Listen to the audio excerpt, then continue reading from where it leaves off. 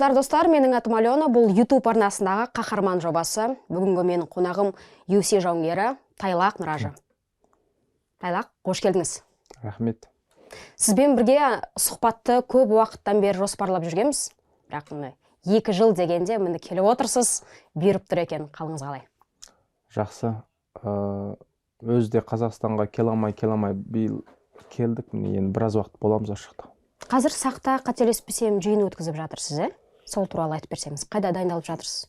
Қазақстанда сол бір жерде тұрақты емес, ана жерге, мына жерге барып, әрбір ұстаздардан техника үйреніп сөйтіп жүрміз. Ал нақты тұрақты бапкеріңіз бар ма? Жоқ, тұрақты бапкерім жоқ. Өз туған жеріңізде ше? Жоқ. Ал ол жерде қалай жаттығасыз? Кәдімгі бір залға Ол барып? жерде де сол көбінесе телефонға қарап, видеоларға қарап, UFC жауынгерлердің түсірген техникаларына қарап үйренемін. Орыс тілде мынандай самоучка деген сөз бар. Сонда түсінгенімше, сіз кәдімгідей, мысалы, қайсы жауынгерлердің видеоларын қарайсыз? Бәрін, тұрақты 1-2 жоқ, бәрі жауынгердің видеоларын бірақ көрем. Сонда мысалы сіз Хабиб Нурмагомедовтың видеосын қойып, сол не істеп жатқанын қайталап отырасыз ба? Жоқ, оның әрекет үйреткен бір видеолары болады, әрекет көрсеткен, мынаны былай істеу, алай істеу деген сияқты. Не болмаса әдеттегі өздерінің шығарған матчтарына қарап, мындай істейді ғой деп солай. Сіз жалпы Қазақстанда бір-ақ рет қана өнер көрсеткенсіз, 2023 жылы. Бір-ақ рет өнер көрсеткенсіз, бірақ десе де осы 2 жыл бойы Тайлақ деп сіздің атыңызды халық қауыздан тастамайды. Өзіңіз де байқаған шығарсыз соны? Бұл жақта келген кезде елдің қолдаған сезіндім. Енді осы жолы келген кезде де көбі таныды. Танып, сен Тайлақсың ғой деп танығанына қуаныштамын. Өйткені елдер құрметтеп, сыйлап, танып жатса, енді әрбір адам болса қуанады ғой. Қалай ойлайсыз, неліктен солай? Неге сізді өзі бір-ақ рет айтып отырмын ғой, қайта-қайта айтып жатқан себебім сол, бір-ақ рет қана өнер көрсеттіңіз да, десе де сізді танып, кәдімгідей құрметтеп, сізді бүйтіп шақырып жатыр. Неліктен сіз сөйтіп халықтың аузында әлі де жүрсіз? Ойында, санасында барсыз? Мен алдымен өзім халықты ойлаймын. Бірінші мен өзім халықты ойлап келіп, оларға жақсы өнер көрсетуді, халықты разы қылуды ойлап, солай қарай жұмыс жасағанның арқасында халық маған разы болып, үстімен танып отыр деп ойлаймын. Ал сіздің осы найзадағы көрсеткен жекпе-жегіңіз бар ғой, Пума деген жауынгерге қарсы. Сол жекпе-жектен кейін отандастарыңыз сізді қалай қарсы алды? Біздің жақта өте де қатты мән бермейді. Жеңдің ба, жеңдің болды, сол. UFC-де жеңдің ба, басқа жерде жеңдің ба, бәрібір бірдей қарайды сонда, UFC енді оқшамайды. UFC енді ол бүкіл дүниежүзі бойынша ең жоғары деңгейдегі жарыс қой. Ода жеңген кезде біраз халық қуанып, біраз өздерінің көңілін білдірді. Жақсы, ал жалпы өзіңіз сол жеңістен кейін қандай сезімде болдыңыз? Ол жеңістен кейін енді өте қатты қуанышта болған жоқ. Жарысты көрсеңіздер білесіздер. Жарыстан жеңіп алғаннан кейін өзімнің салмақты болып, қатты бір қуаныш, не болмаса қатты бір өзімнің өнеріме таңғалу, сол майданға таңғалу болған жоқ. Өйткені өзім жарыс ойнаудан бұрын %70-80% жеңем деген өзімде сенім болды. Сонан кейін қатты маған бір әсер тиген жоқ. Бірақ та бір қуанғаным, UFC-ге кіріп алдым. 24 жасымда кіріп алдым. Енді маған сол басқа жарыстарға ақырын дайындалу керек. Осы UFC туралы тағы да кейінірек тоқталамыз, соған байланысты сұрақтарым бар. Әлгі жекпе-жекті де бір тағы да айта өткімге отыр. Ол жерде сіздің ерекше мінезіңізді бір байқадымше.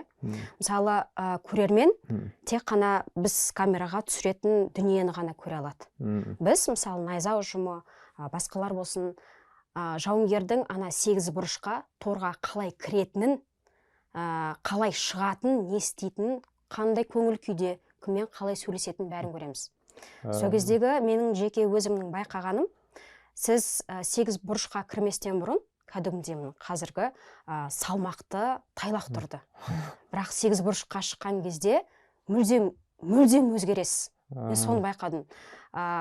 Үйтіп енді сіздің көңіліңізге тиегім келмейді, бірақ жеке өзімнің байқағаным, адам кейпіндегі бір құбыжық сияқты біреу шыққандай болды. Мүлдем басқа тайлақ.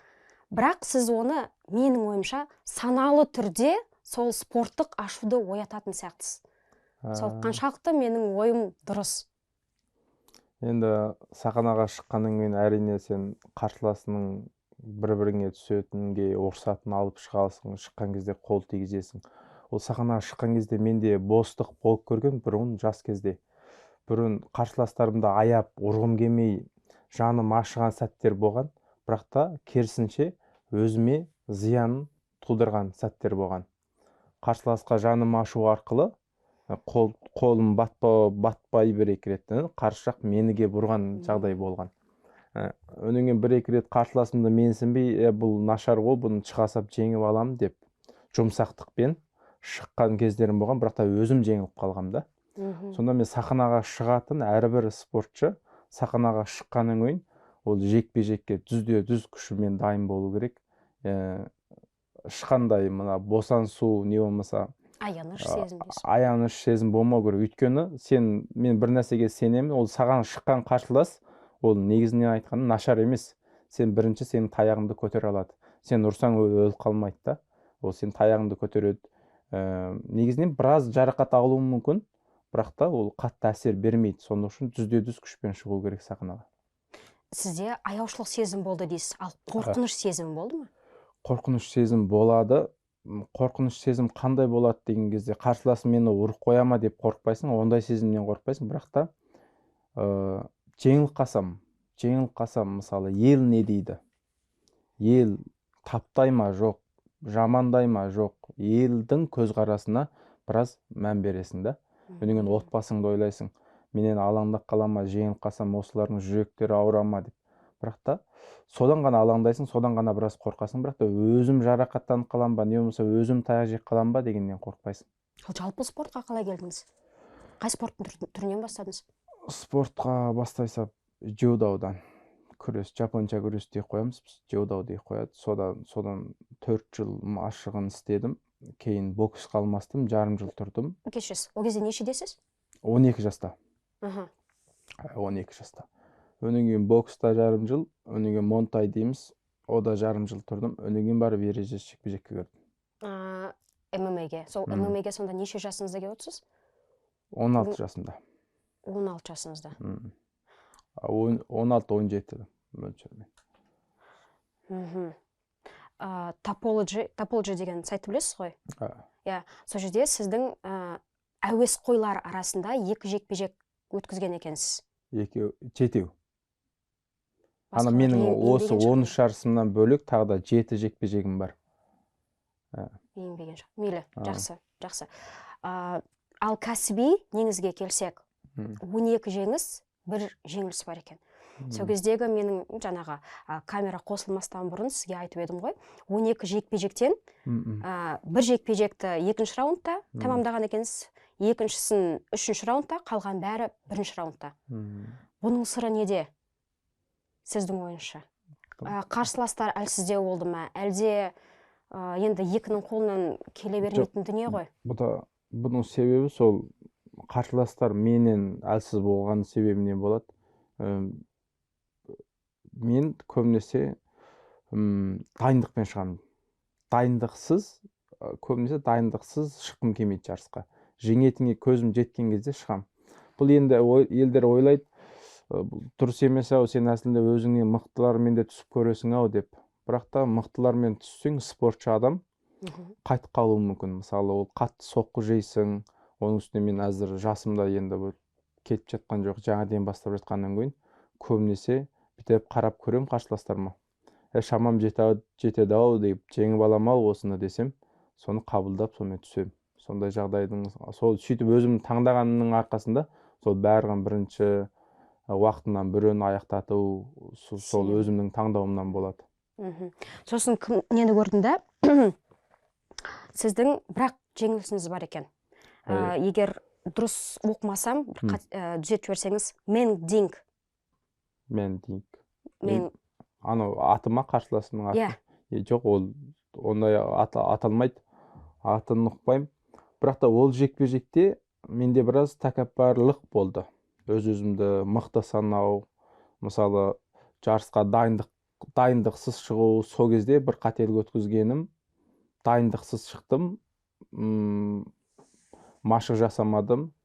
Өнен кейін біраз тәкаппарлық болды. Өйткені ол кезде 6 майдан арт-артынан жеңіп, бәрін нокаутқа жіберген. Өнен кейін біраз маған мен бәрін жеңіп аламау деген сияқты болды. Бірақ та сол қателікті жібердім. Одан бастап ондай қателікті жіберіп көрген жоқпын. Бірақ қателеспесем, дәл осы жауынгер өте тәжірибелі жауынгер болды. Сіздің басқа қарсыластарыңызға қарағанда. Ол 40 қанша майдан жарыс өткізген ол кезде. Біз әрең 6 ма сондай ғана жарыс өткізгенбіз. Ол екеуміз де екі деңгейдегі адамбыз. Бұл JCK-дағы үміткерлік жекпе-жек пе еді? Өйткені оның келесі жекпе-жегі JCK-де белбеуді ұтып алған. Сөйтіп айтсақ та болады. Сіздің жаңағы жекпе-жектердің басым көпшілігі осы JCK-де өткен. JCK басқа бір жарыс бар. Ол біз қытайшалап оны Уолинг Лонгдонгдуй дейміз. Біраз аты ұзағырақ. Ода 5 майдан, анада мөлшермен 5 майдан. 5-тен екі жарыста. Қалған майдандарды сол Найзада, ана Road UFC-де, өнен кейін мына WKJ-де, сол басқа жарыстар, сол бір-бірден ғана өткіздім. Көбінесе сол екі жарыста өткен. Ал JCK-де белбеуге кейін таласам деген жоспар болмады? Жоқ, жоспар болған жоқ. Өйткені JCK-дің белбеуі менің өзімнің жақын ағам бар. Өзімізге жақын таныс, Құрбанжан деген кісі. Ол кісімен белдікке таласып, өзіңнің туған ағаңмен таласқым келмеді, түскім келмеді. Негізі орай болса басқа жақтан іздедім орайларды. Жақсы, түсіндім. Road to UFC 2023 жылы қарсыласыңыздың атын ұмытып қалдым. Бірақ сол жерде сіз ұттыңыз да, бірақ ары қарай жалғастырмадыңыз. Соны неге деп сұрағым келген? Ары қарай жалғастырмаған себебім, ол кезде мен бір жыл машық жасамағам. Ол жарысқа мен бір ай ғана дайындық көрдім. Ол кезде көрсеңдер өте қатты қуандым. Әдетте мен ондай қатты қуанатын адам емеспін. Өте қатты қуанған себебім, мен өзіме жеңетініме сенім болмаған. Мынаны жеңіп аламау деп ондай дүзде-дүз сенім болмаған. Осы жеңіп қалам ба деген идеямен шыққам. Өзім сол шынтақ ұрып нокаутқа жіберген кезде менде қатты қуаныш болды. Өйткені оны ойламағам да мен. Жеңіп алғаннан кейін маған ол кезде біраз спортқа деген қызғаншылық қатты емес болған маған. Қызығушылық қатты болмаған. Өйткені оның алдында бір жыл уақыттай кино түсірген болатын. Кино түсіріп, соған ұзақ уақытым кетті. Өнен кейін одан да біраз қаржы, ақша тауып алдым. Өнен кейін ойладым, ақша тауып оңай екен ғой, мен кино түсіру арқылы ақша тауыма да болады екен ғой деген ниет болды менде. Ол жарыстан кейін біраз уақыт дем алғаннан кейін қайтадан спортқа деген қызғаншылығым қайтадан арта түсті. Онан қайтадан біраз уақыт деген қайтадан жарыс ойнадым. Жаңағы кино түсіру туралы кішкене сұрағым келіп отыр. Сізді жауынгер ретінде ғана танимыз ғой. Кино түсіру сіз өзіңіз түсірдіңіз ба, әлде сіздің қалай болды ол? Қытай елінде үлкен бір кино түсіретін серіктестік компания бар. Сол өздері кеп іздеді мені. Осындай бір мықты кино бар. Ол өте жақсы, өте жоғары деңгейде түсіреміз. Соны сені кеп іздеп отырмыз. Біз осыған қалай қарайсың деп. Мен өзім 4 жылдың алдында 2018-дері сол кезде өзім ойлап жүретім, кино түсірсемші деп. Өзіме бір тәуелді бір киноым болсашы деп ойлап жүретім. Ой, жарайды деп әлі жерде мақұлдығын дереу бердім. Олар да дереу дайындыққа кірісті. Сөйтіп киноға жарым жылдай уақытпен дайындалып түсірдік.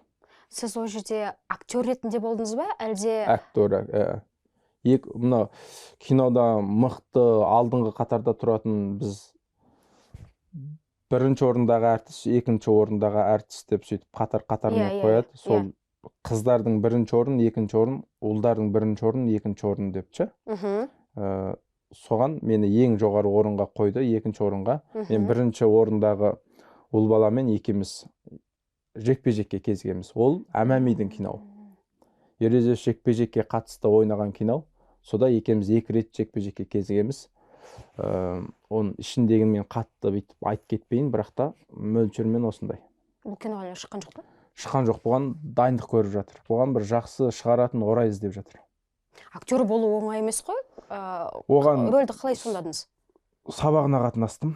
3 айдай бірге бір мұғалім маған тауып берді, бірге бір сабақ өтетін. Мен 3 ай соның немнесін үйрендім, актерлікті. Бірақ та ана мұғалім маған айтуынша 3 айдың ішінде мен ана 4 жыл үйренгендерден айтып отыр да маған, сен 4 жыл үйренген адамнан артық үйреніп отырсың деп ше. Сен өте тез қабылдап отырсың, сенің талантың бар екен деп мені медеттеп отырды.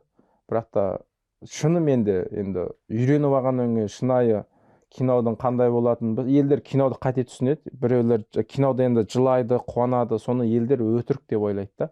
Бірақ та нағыз әртіс жылаған кезде ол шынайымен жылайды да. Қуанған кезде шынайымен, шын жүрегімен қуанады. Ол нағыз әртіс. Мен сондай деңгейге жетіп, ішіндегі көңіл күйлерімді шынайы білдіре алдым. Керемет. Сіз туралы жауынгер, былайша айтқанда, сіз туралы енді жауынгер ретінде білеміз. Былай қарап тұрсақ, біз сіз туралы негізі ештеңе білмегенбіз. Міне бүгін сырласып сұхбаттасып отырмыз, бірақ актер, сізді актер ретінде елестету енді кішкене қиынырақ екен. Әрмен қарай онда жалғастырайық. Сол Road to UFC туралы сөйлестік. Кейін 1 жыл үзіліс жасадыңыз жаңағы киноға. Кейін Найзаға бір келіп кеттіңіз. Сол шамада, қателеспесем, тұрмыс құрып, балалы болдыңыз. Дұрыс. Кейін осы 2025-те, бірақ жекпе-жек өткіздіңіз. Бірақ жекпе-жек өткіздім. Артынан 3 жыл, 3 жылдың ішінде әрбір жыл бірден 3 жылда 3 жарысқан өткіздім. Дарлин. Будь чемпионом в бизнесе. Доверь рутину Дарлин. Сол UFC-дегі жарысыңыз туралы сұрайын дегем. Жалпы UFC-ге қалай кіре алдыңыз?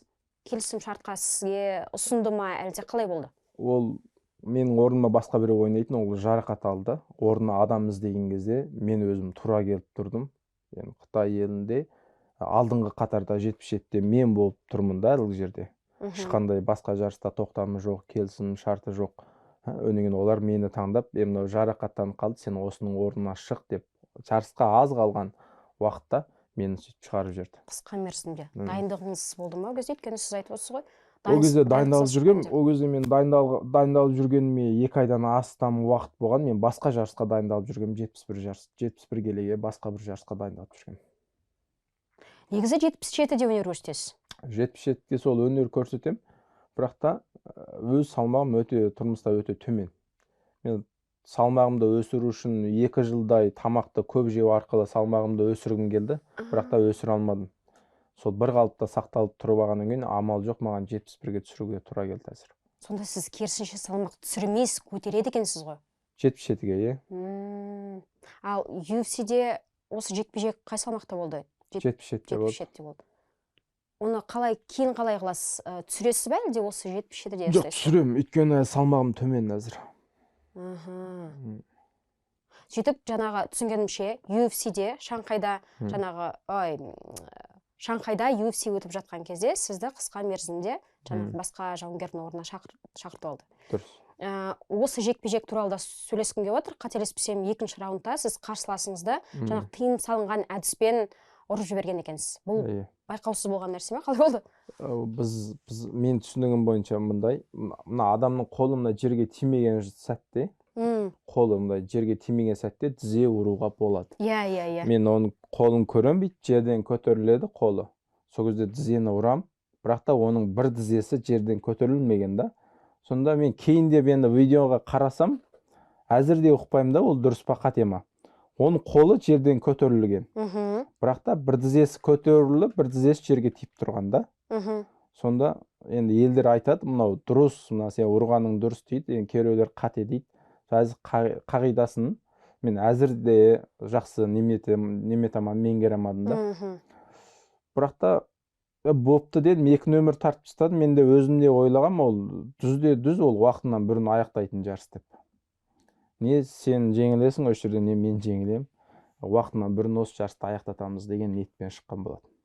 Ал әрмен қарай қалай болады? Келісімшартқа ұзартылды ма, қалай болады? Келісімшартқа 4 жарыс маған, 4 майдан жарыс берген. Енді біреуі бітті, енді 3-і бар. Бірақ бұл жағынан хабарым жоқ екен. Мысалы, 3 жарысыңыз қалып отыр ғой, оны кез келген UFC турнирінде көрсете аласыз ба, сонда? Оны олар UFC маған ұсыныс береді, осындай уақытта шығасың деп. Мен қараймын, уақытына қараймын. Жарақатым жоқ болса, ешқандай бәрі дұрыс болса, мен қабылдауым болады. Ал жарақатым бар болса, дайындығым жоқ болса, оларға түсіндіріп айтып, артқа шегіндірме болады. Жалпы кез келген жерде көрсете аласыз ғой, жаңағы. Қытайда болсын, я болмасын, Америкада болсын, басқа жерде болсын. Сондай. 71-ге шығамын деп отырсыз, енді сондай жоспар бар сізде. Бірақ сізде не сұрайын дегем, 77-де өнер көрсеткен болсаңыз, жалпы бізде осы салмақта Шавкат Рахмонов деген ағамыз бар. Осы салмақта жақсы өнер көрсетеді. Сол кісімен спаррингке шығатын бір жоспарларыңыз, я болмаса мүмкіндік болса, пайдаланар ма едіңіз деген сұрағым бар еді негізі. Немнесіге шығатын? Дайындыққа есебінде. Бірге дайындалады. Бірге дайындалатын орай болса, әрине барғым бар. Бірақ та ол Шавкат ол кісінің деңгейіндегі спортшылар көбінесе жеке дайындалады. Бөлек, елдерден бөлек дайындалады. Олардың техникалары, мысалы, олардың жоспарлары бөлек болады. Ондай деңгейге жеткен кезде олар өздерінің тобына қалаймақан адам қоспайды. Бірақ та оған кіре алсаң, енді өте жақсы нәрсе, ол үйренесің. Енді бір 15 күн болса да, 1 ай болса да кіріп үйреніп шығатын болсаң, тәуір нәрсе үйреніп аласың. Оған сондай бір сәтті, сондай бір орай келу керек. Оған барам деп бара салуға болмайды, оған алдын ала сұрап, осылай барсақ, рұқсатын алып, дайындықпен бару керек. Соны айтып отырмын ғой, егер де мүмкіндік болса? Мүмкіндік болса, әрине барғым бар. Мысалы, қазір сақта жүрсіз ғой, сақ протеинде. Білуімше, естуімше, достардан, әріптестерден естіп жүрміз. Сізді көріп, тайлақ ошаққа келген екен деп, сізбен үйстіп, жаңағы дайындық өткізгісі келіп жүрген қаншама жастар бар екен. Сіз оларға не дейсіз? Келісесіз бе, әлде жаңағы Шавкат ағамыз сияқты бұл ортаға кіру бұйыру керек қой енді? Сіз қалай қыласыз? Мен қалай кірганда, мен де енді өзім жеке дайындалғанды жақсы көрем. Мен әдетте осы Қытайда жүргенде де елдермен бірге дайындалғанды жақсы көрмеймін. Мен көп болса 4-5 адам ғана бірге, өзімнің сол машық істейтін балалармен ғана бірге өзіміз жоспар құрамыз, қайсы уақытта тұрамыз, қайсы уақытта істейміз. Бәрін жоспармен өзіміз бөлек ғана дайындаламыз. Енді келіп бірге істейміз деген балалар болса, маған хабарласса болады, мен оларды көрем. Бір-бірімізге деңгейіміз жетіп жатса, онда бірге істеуімізге болады. Негізі келісесіз сонда? Алдымен көресің ғой, көресің, қарайсың, қандай адам, бұл дұрыс па, немес, мінезі қандай, іс-әрекеттері қандай, дұрыс па, көресің ғой. Сіздің әңгімеңізден бәрібір андай қаншама жауынгермен сөйлестім, кішкене андай ерекше болып тұр да, сіз өзіңізбен өзіңіз жақта бір жерде жаттығасыз да, спаррингте азнаулақ адаммен ғана спарринг жасайсыз. Бірақ енді жаңағы жекпе-жекке шыққан кезде теория бір бөлек, енді жекпе-жек бір бөлек дүние. Қалай сіз оны, мына жақтағы практиканы, мына жақта қалай қолдана аласыз? Соған таңғалып отырмын мен. Оны қалай түсіндірсем болады? Ішкі дайындық болады, ішкі дайындық, солай қарай ниет болады, солай қарай ішкі дайындығың болады. Дайындық болғаннан кейін сондай болады. Жақсы, жақсы. Мысалы, сіз енді қаншама жастарды көріп жүрсіз ғой, жекпе-жекке дайындалып жүрген. Сіздің ойыңызша бір 3-4 жиі қайталанатын қателіктер қандай? дайындық барысында. Иә, дайындық барысында. қайталанатын қателіктер. Салмақ түсірген кезде тамақ жемей қою. Мысалы, елдер ойлайды, салмақ түсірген кезде тамақты өте аз жейді да, бірақ та машықты да аз істейді. Бірақ та бұл енді көп адамдардың өткізетін қателігі. Негізінен сен бір кесе тамақты жеуің керек, ол сен тамақ жемесең болмайды. Бірақ та машықтың уақытын созып, ауыр машықты бір бөлек, жеңіл машықты сол уақытын созығырақ қып, көбінесе балалар таңертең түстен кейін 2 уақыт машық қылады. Негізінен үлкен деңгейдегі жарыс ойнайтын адамдар, осы UFC деңгейдегілер, олар көбінесе 3 уақыт істейді. Жатар алдында тағы да бір машығы бар. Сол 3-ші реткі машық арқылы өзінің салмағын түсіреді. Алдындағы 2 реткі машық қылғанда өзінің энергиясымен, жеген тамағын, сол күшін сол жарысқа дайындайды. Ең соңғы 3-ші реткі машығында сол салмағын түсіреді. Сонда көп адамдар ойлайды, мен салмағым түспейді ғой, тамақ жесем салмағым өсіп кетеді деп. Ол сол машықты аз істегендік. Негізінде машықты көп істеу керек. Бірақ та қатты емес, жеңіл, күшемей сол қимылдап сөйтіп істеген кезде салмақ тез түседі. Елдер көп адамдар ойлайды, салмақ түсірген кезде адам қатты қиналып түсіреді деп. Ондай емес. Жеңіл машық арқылы салмақ тез түсіруге болады. Осы көп адамдар осыны түсінбейді. Енді бізде бастай салған кезде түсінбейтінбіз. Осы жақын 1-2 жыл ғана болды. Салмақ түсіруді біліп, енді 71-ге дайындаламау, енді үйреніп алдым, осындай екен ғой деп. Өйткені алдында мен 2 апталық уақытта 84-тен 78-ге 6 келе денедегі майды. Ол су емес, ашқазандағы тамақ емес, денедегі майдың өзін 2 аптада 3 уақыт машық істеу арқылы түсіріп жүрген болатым. Сонда ойладым да, салмақ түсіру бұрын маған қиын сезілетін, әзір оңай салмақ түсіру. Соған шыдасаң болды 3 уақыт машыққа. Ал психологиялық тұрғыдан ше? Ол адам енді жалығатын кездері болады, ол 3 уақыт машықтан жалығатын кездері болады. Оны ниетті оқшамайтын машықтарды істеу керек. Бір, мысалы, мұш ата берсең, не күресе берсең, зергесің. Мұшты да істеу керек, шынтақты да көп істеу керек. Тізе, аяқтың 10 түрі, шынтақтың 10 түрі, күрестен бір 200-300 әрекет дайында. Әрекет көп болған сайын, сен негізін айтқанда, машық қылған кезде жалығу болмайды адамда. Мынаны істесең, мынау бар, ананы істесең, анау бар, бәрі дайын тұрады. Ал бір әрекет істей берсең, одан жалығасың. Мен тұрмыста өзім машық істеген кезде көбінесе көп әрекетті бірге қосып істеймін. Соның кейін жалығу болмайды менде. Мен істеген сайын істей бергім келеді. Айтпақшы, не есіме түсіп кетті. Осыдан кіммен Пумамен шығатын кезде сіз келіп едіңіз ғой. Біз сізді фотосессияға шақырған кезде, есіңізде бар болса, мен бір видеоға сізден сұхбат алған болатын. Сол кезде осы салмақ түсіру туралы әңгіме болған. Көбісі жаңағы диетаны дұрыс ұстамайды деп. Ет жеу керек деген сияқты бірдеңелерді айтқансыз, соны тағы да бір айтып жібересіз бе? Ет жеу керек. Салмақ түсірген кезде елдер енді не жеу керек екенін көп адамдар ұқпайды. Мына май деген май бар ғой. Еттің майы ма? Еттің майы ол таза майға жатады. Көшеде бір сататын бір майлар болады, арзан пөтелкеге құйып қоятын. Ол төмен сападағы майға жатады. Сонда мына сайды біз жасаған кезде, тамақ жасаған кезде ең жақсы сапалыдағы майларды істетуіміз керек.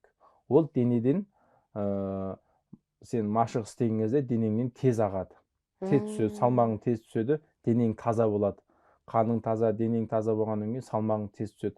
Ал сен ана арзан майларды тұтынсаң, үнемі мына қораптаған нәрселер болады. Уақыттары ұзын, мысалы 12 айға сақтауға болады.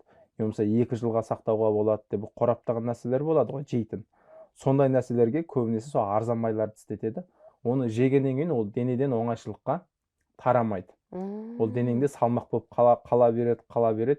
Үнемі салмақ түсу саған қиындасады. Сонда үшін тұтынған кезде бірінші таза тамақ тұтыну керек. Таза тамақ, ол сен таза тамақ жедің, салмақ түсірген кезде салмағың тез түседі. Ал сен қалаймақан нәрсе жедің, кока-кола іштің, не бір майға бір қуырған арзан майларға бір жасаған бір тамақтар болады. Май қатты, өнеген бірақ дәмді болады, бірақ та ондай тамақтар сенің салмақ түсіруіңе ерекше қатты әсер тиеді. Сосын мынандай сұрақ қойып енді сіз Қытай елінде дүниеге келдіңіз ғой. Ол жердегі тамақ, енді Қытай халқының тамағы кішкене бөлектеу. Сіздің енді рацион, күнделікті жеп жүрген тамағыңыз қандай? Мен көбінесе мына жақта да бар екен, ләнжоу деп қоямыз. Ләнжоу, мен көбінесе содан жеймін. Ол тамақтарын ұнатамын. Ода етті бөлек тап-таза қылып шығарып береді. Ода негізі көбінесе соны тамағын жеймін. Қытайда, Қытай елінде әрқандай қалада, әрқандай орында сол ләнжоу деген тамақ болады бізде. Енді мынандай сұрақ қоя салайыншы, енді Қытайдың тамағы, Қытай халқының тамағы десең, неше түрлі андай енді құрт құмырсқалар, шерткілер деген сияқты ойға келеді да. Сіз сондай жеп көріп едіңіз? Ондай жеуге бізге болмайды ғой. Біз ондай жемейміз негізі. Біз көбінесе сол ішкі немнеде жүрген, сол жақта жүрген кезде көбінесе сол ләнжоу жейміз. Ал өзіміздің ұлттық тамаққа барып жейміз, бар болып жатса. Ал жалпы сіздің 2-3 мақсатыңыз қандай? 2-3 мақсатым, мен бір ниетпен ғана жұмыс жасаймын. Мен әзір спорт істемей кетем. Мен әртіс болмай кетем. Бірақ та бір ниет қана бар. Елге не керек? Халыққа не керек әзіргі заманда? Халыққа мен спортта жүрген себебім, халық спорт осы әмәми жарыс көру арқылы қуанады. Өзінің жақсы көретін спортшысын көреді, ол жарыстан жеңсе, ол бірге қуанады. Біз спортшылар елді қуантамыз да, өзіміздің жеңісіміз арқылы, өнеген жас балаларға біз үлгі бола аламыз. Дене сапа жағынан болсын, тамақ жеуіміз болсын, іс-әрекеттеріміз, өзіміздің жүріп тұрғанымыз болсын, өзіміздің стилімізбен біз жас балаларға үлгі бола аламыз. Спортшылардың осы заманда, әзіргі заманда осы спортшылар өте маңызды орында тұрады. Өйткені жаңадан өсіп келе жатқан балалар көбінесе спортшыларға қарайды. Мен осы сияқты болғым келеді, мынау сияқты болғым келеді деп. Сонда үшін біз жақсы үлгі бола алатын себебіне мен әзір сондай ниетпен жұмыс жасап жатырмын. Ал бір күні байқап жатсам, Қазақстанда біреңке жоқ, ал халық соған мұқтаж. Бір нәрсе жоқ, халық соған мұқтаж. Онда мен соны барып жасаймын. Халық неге мұқтаж, не керек? Адам осы бір ниетпен ғана жұмыс жасаса, әрқандай нәрсені жақсы жасауға болады. Кескін түсіру болсын, әртіс кино тарту болсын, сон халыққа пайдасы тиетін жұмыс болса, сен осы бір ниетпен жұмыс жасасаң, көшеге барып көше сыпырсаң да, сен көңіл күйің жақсы ниетпен, жақсы оймен, жақсы көңіл күймен жұмыс жасай аласың. Бұл сізде қайдан шыққан ниет? Тәрбие арқылы берілген нәрсе ме? Жоқ, тәрбие емес. Енді бір жапондық бір өзімнің кітабын көп оқимын. Енді бірінші содан алдым деп ойлаймын, өйткені ол айтады, ол екі серіктестікті, екі компанияны. Дүниежүзі бойынша 500 мықты компания бар, соның екі компанияны соның ішіне кіргізіп жүрген болатын. Басқару арқылы, қол астындағыларын басқару, тәрбие беру арқылы.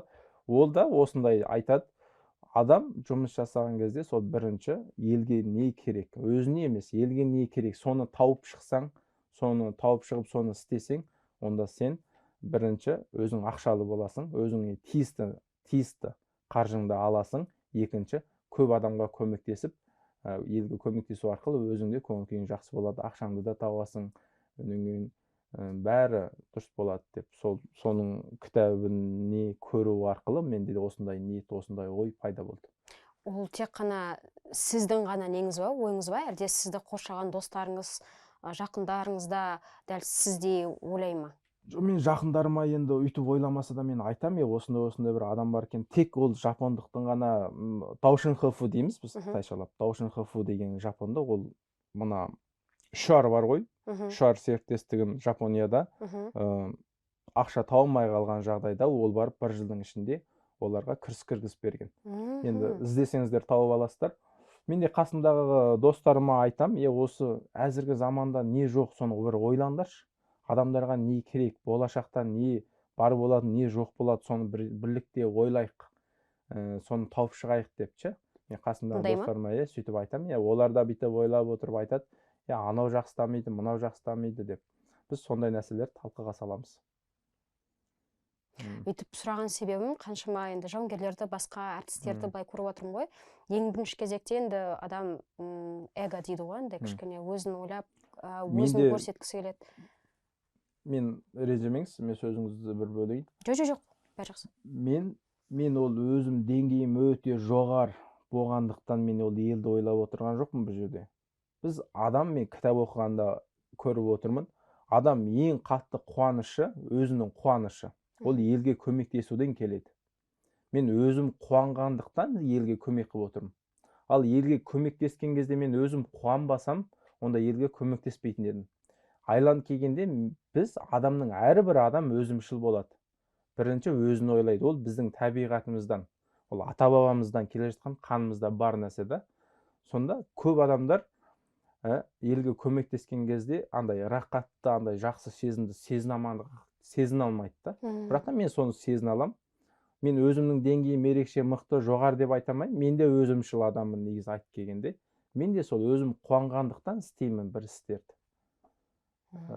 Негізі адам бәрі ұқсас қой, бірінші өзін ойлайды ғой. Сен бала тәрбиесінде, мысалы, сен бала тәрбиесінде ата-анаңа жақсы боласың, балаңа жақсы боласың. Оның бәрі сен өзің қуанасың да, аналарға жақсы болсаң, өзің разы боласың. Сонан кейін жақсы боласың. Сондай болады. Осы сұрақтан туындап тұрған сұрақ, жалпы Қазақстанға қоныс аударатын бір жоспарыңыз жоқ па болашақта? Қазақстанға мен Қытайда маған көп адамдар көмектесті. Қаржы жағынан көмектесті, әрқандай маған жағдай жасап берді, орай жаратып берді.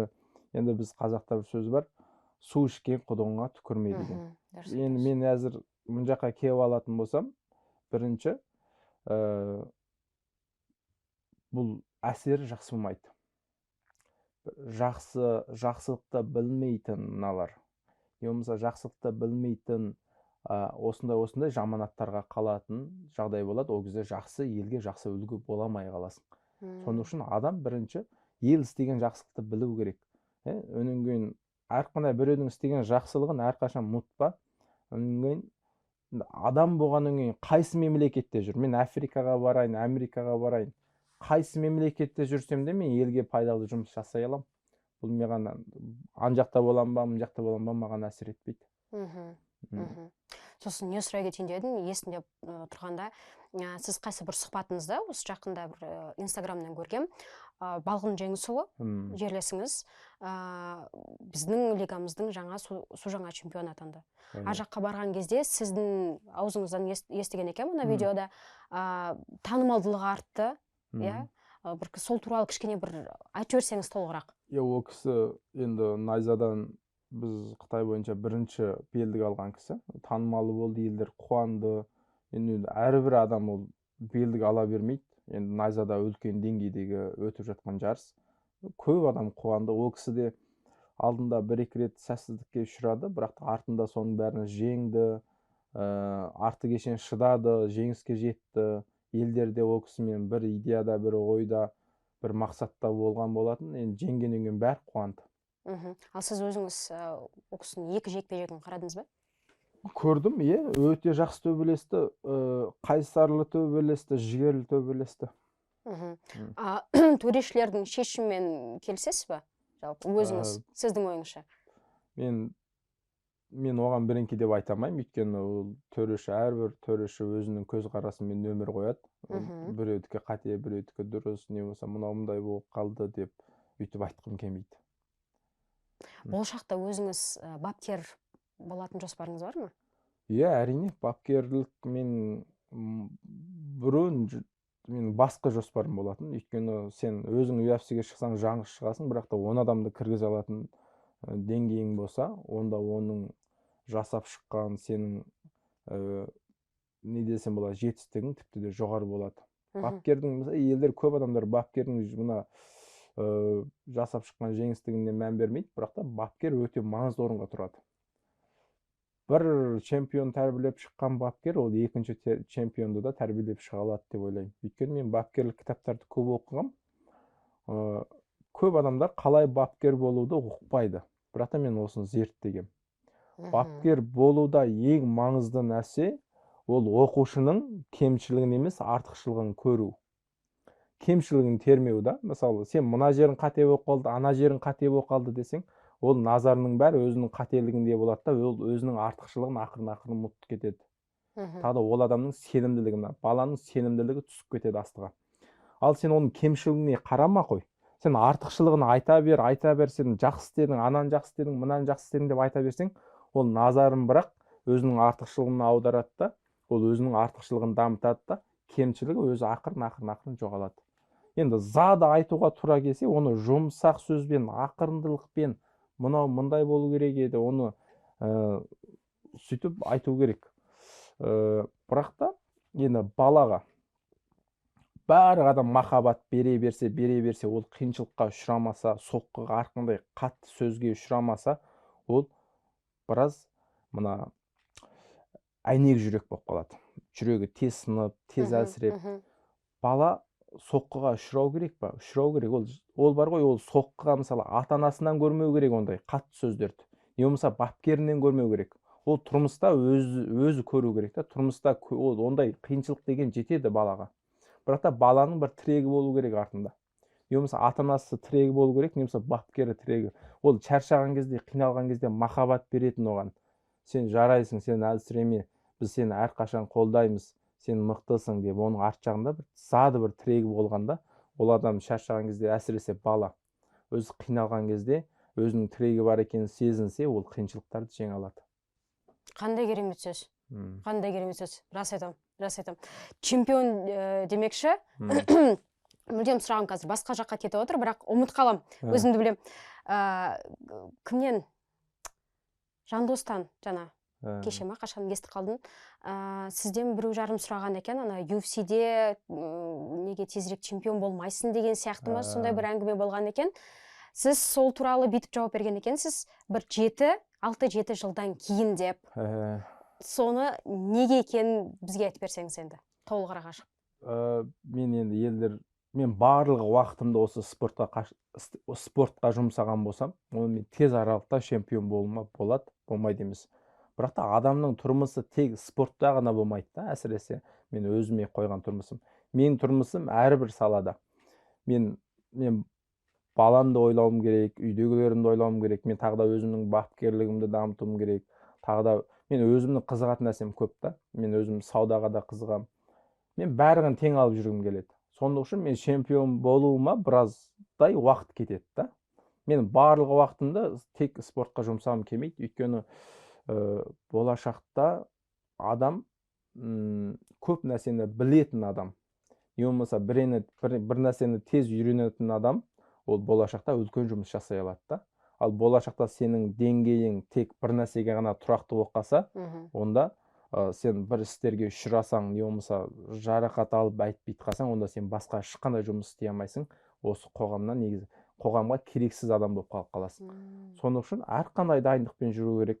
Мен бірақ та басқанда осы кітап оқуым болсын, бапкерлігім болсын, менің машығыма өте қатты әсер тиіп жатқан жоқ. Мен өзіме сенемін, мен осы жүре берсем, бір күні чемпиондыққа жететін. Бірақ та оған біраз уақыт кетеді, болуы мүмкін. Бірақ сеніміңіз мол сияқты, чемпион болатыныңызға?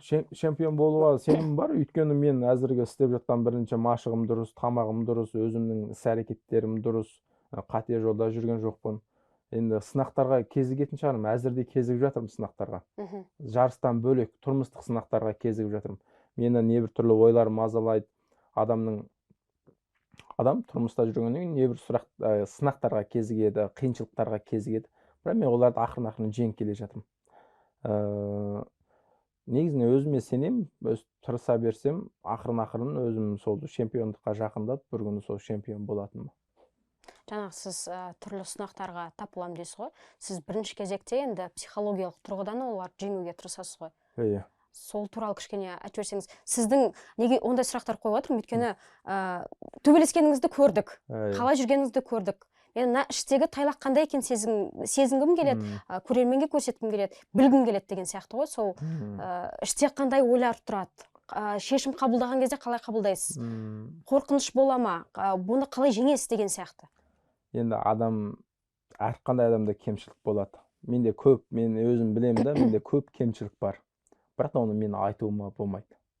Сен кемшілігіңді, өзіңнің кемшілігіңді айтсаң мына жерде, онда сен елге жақсы үлгі бола алмайсың. Жас балалар ойлайды, біздің мына тайлағымыз осындай істейді екен ғой, мынау өзі айтып отыр ғой, онда біз істесек не болыпты деген, кішкентай балаларға сондай ой саласында. Сонда сен өзіңнің кемшілігіңді қаншама адам аз білген сайын соншалық жақсы. Сонда сен елге қате энергияны аз бересің, жақсы энергияны көп білесің. Бірақ та бір нәрсені айта кетейін. Ол әрқандай адамда кемшілік болады. Оны сен бір нәрсені қате істеп алдың, оны айтпа ешкімге. Оны өзің жүрегіңде сақта, оны ақырын-ақырын қалай жеңуге әрекет жаса. Қайтып жаса дегенде оны білім арқылы жеңу керек. Оны зорлық арқылы емес. Сен жүрегіңде бір жаман ниет пайда болады, оны мен зорлап, сен болмайдымдай ойды ойлама деп жаман ниет әгінде зорлықпен бассаң, ол бір күн тағы да атылады. Оны білім арқылы. Мысалы, бұның зияндары не? Маған бір жаман ниет келді, мен ойлауым керек, бұның зияндары не? Пайдасы қай жерде, зияны қай жерде? Бұл менің уақытымды зиялы келтіре ме? Не болмаса, бұл менің қандай, сол зияндарын тауып шығу керек, оны зерттеу керек. Кемшілікті, өзіңнің кемшілігіңді зерттеп, оны ақылия түрде жеңу керек, зорлықпен емес. Бірақ оны негізін айтқанда көп адамға білдірмеуге тырысу керек. Өзің ішкі дүниеңмен ақырын-ақырын үйренуің арқылы сөйтіп жеңіп, соны өзіңнің өне бойыңды, жаныңды тазалауың керек. Ешкімге бөліспеу керек деген көпшілік па, әлде достарымен мысалы отырып? Барлық адамға бөліспеу керек. Оны өзің дос болсын. Өйткені мен неғып айтып отыр дегенде, мысал айтайық. Мысалы, мен арақ ішпеймін ғой, бірақ та мен арақ ішетін адам болсам, мен досыма айтам. Досым, мен кеше біраз арақ ішкен едім деп айтсам, досым ойлайды. Ол, мынау да арақ ішеткен ғой, ондай болса мен де біраз ішсем не болыпты деген сондай ой саласың. Өйткені сен досың сенен үлгі алып жүр да, мен досым деген жақсы арақ ішпейді, темекі шекпейді деп үлгі алып жүреді, бірақ та сенің жаман істегендеріңді білсе, ол біраз үмітсізденеді да, өзінің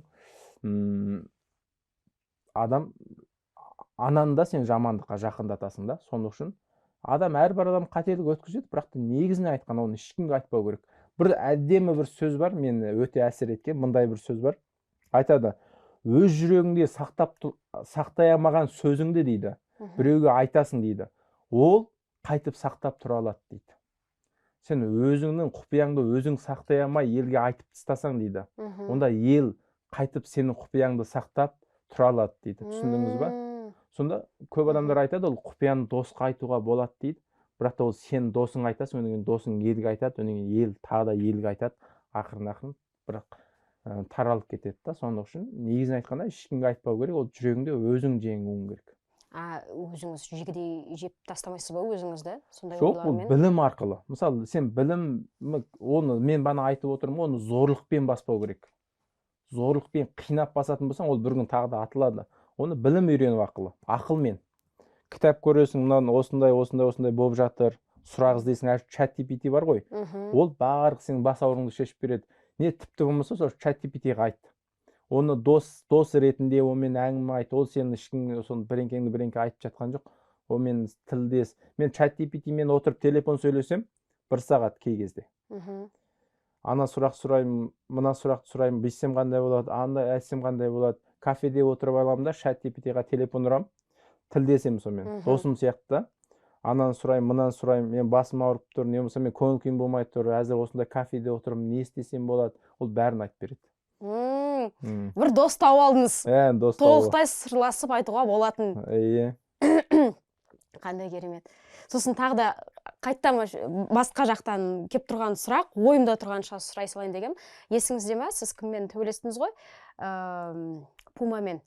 Жекпе-жектен кейін, бұл сұрақ бәрімізді мазалады негізі. Көп адам сұрады. Неге қанды жаладыңыз?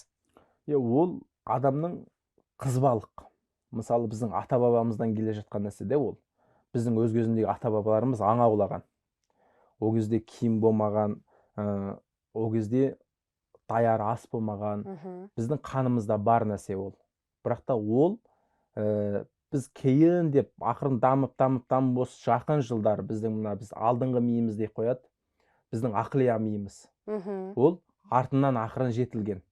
Мына біздің артқы миымыз ол бұрынғы заманнан бар мида. Ол біздің бұрынғы ата бабамыздың келе жатқан денеміздегі бар нәрсе. Анау бір жауыздық, адамға тиісті. Сен бұрынғы заманда біздің ата бабамыздың дәуірінде сен жауыз болмасаң, сен қанішер болмасаң, сен өлесің. Сен қасқыр келеді, жолбарыс келеді, сен қатты жауыз болмасаң, онда сен жеңілесің. Әрқандай адамның осы жерде отырған әрбіреуіміздің денемізде сол бір қан бар. Ана жауыздық, қандес, қанішер қан бар. Бірақ та ол әзіргі заманға сай емес. Әзіргі заманға бізге ондай жауыздықтың қажеті жоқ. Өйткені бізде әзір тамақ дайын, ас дайын, бәрі дүние дайын. Ондай жауыздық болмасақ та біз бәрі нәрсені табуға боламыз. Ал бұрынғы заманда ондай болмаған. Сонда әрбір денемізде сондай болады. Бірақ та оны мен айтпақшы болғаным, біз енді мына жаңадан жетіліп келе жатқан мына ақылия миымызды ақырын дамытуымыз керек. Мына ақылия миымыз бен мына жауыздық миымызды жеңуіміз керек. Бұған уақыт кетеді. Бұны дереу істей қойғанда өзіңде біле қоюың керек. Мынау қате, өйткені мен қанжалаған кезде айттым ғой артынан. Мен мынау қате болды, ренжім. Ондай болғым келмейді. Бірақ та ол адам кей кезде қатты дереу сондай сәтке түсіп қалады. Сондай сәтке түсіп қалады. Ол ойлау арқылы емес. Ол ана ішкі жақтан келеді. Сен ойлап бар, мысалы, мен қанды жалайтын кезде, мен ойлап барып істемейсің. Ол денеңде бар нәрсе, ол қанда бар нәрсе. Бірақ та мен артынан айтып отырмын. Әрбір адам әрқандай ортада біраз қисынсыз істерді жасап қоюы мүмкін. Бірақ та соны дереу біле қою керек. Соны өзгертуге тырысу керек. Біз біраз сөйлесіп алған сияқтымыз. Бір соңғы сұрақты қоя кетейін. Жалпы енді артыңыздан еріп жатқан қаншама жас балалар бар. Өзіңіз де жассыз, бірақ десе де сізден үлгі тұтатын, сіздің кеңесіңізді тыңдағысы келетін дегендей. Жалпы сізден үлгі тұтатын жандарға бір айтар ақыл кеңесіңіз бар болса. Ақыл кеңесім, мен бағанадан бері көп кеңес айттым. Енді ең соңғы айтатын болсам, әлгі айтып жатамыз, біз заманға ілесу керек деген бір сөз бар. Елдер осыны қате түсінеді. Заманға ілесу керек деген сөзді, ана бұрынғылар сияқты емес, бізге ойнау керек, бізге ойнау керек деп ойлайды. Біз жастар сияқты бүйтіп жүруіміз керек деп ойлайды. Бірақ та ондай емес. Заманға ілесу керек деген сөз, ол, мысалы мен бана айтып отырмын, ChatGPT. Бұрын біз біліміз деген кезде кітапты, мен бірінке іздесем, кітапты ақтарып, 1 сағат, 2 сағат уақытым кетеді бірінкені іздеу үшін. Не болмаса анадан сұраймын, мынадан сұраймын. Әзір заманға ілесу керек те, ChatGPT-міз бар. Оның әрқандай бас ауруыңды шешіп береді. Мысалы, мен бір мысал келтірейін. Мен көп сұрайтын сұрағым бақыт жайлы. Мен ChatGPT-дан сұраймын, осы адам қайткенде бақытты болу керек деп, сол жайлы сұрасам, ол көп нәрселерден мысал қылып айтып береді. Сол сияқты әзіргі жас балаларға айтатыным, сол заманға ілесіңдер.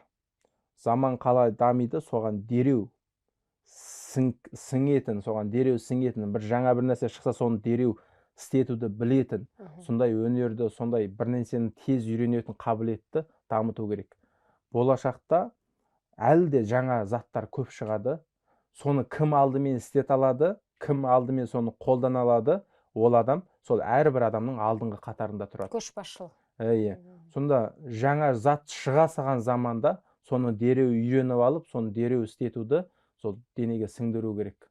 Жаңа зат шыққан кезде, ой, мынау бізді бас келе жатыр, мынау біз әзіргі жұмысымызға әсер тиіп жатыр деп оның кемшілігін емес, қайта оның артықшылығын ойлау керек.